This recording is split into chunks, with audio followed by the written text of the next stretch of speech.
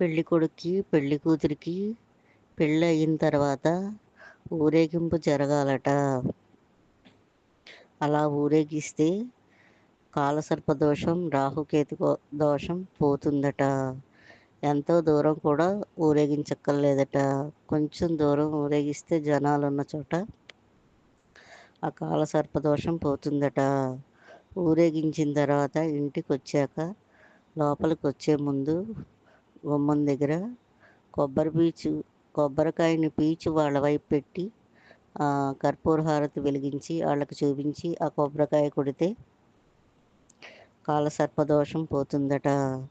ఇంకొక విషయం కూడా చెప్పారు. ఇలా చేయలేకపోతే కుంకుమ నీళ్ళు, ఎర్రటి నీళ్ళు ఫస్ట్ వధువు కాళ్ళ మీద, తర్వాత వరుడు కాళ్ళ మీద పోసి దిష్టి తీసేయాలట.